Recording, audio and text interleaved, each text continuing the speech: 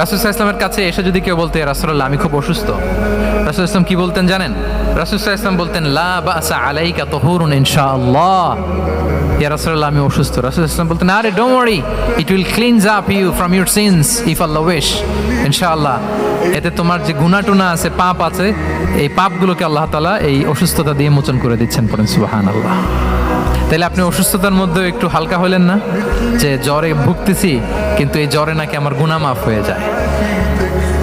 পেটের ব্যথায় আক্রান্ত, মাথা ব্যথায় আক্রান্ত, কিন্তু এটাতে নাকি আল্লাহ আমার পাপ মোচন করে দেয়, তাহলে একটু ভাল লাগবে না? তাহলে দেখেন, একটা কঠিন পরিবেশকে রাসূল সাল্লাল্লাহু আলাইহি ওয়াসাল্লাম সহজ করতেন। অসুস্থ শুনলেই লা বাস তুহুরুন ইনশাআল্লাহ, আর কিছু হবে না, আল্লাহ তোমার গুনাহ মাফ করে দিচ্ছে।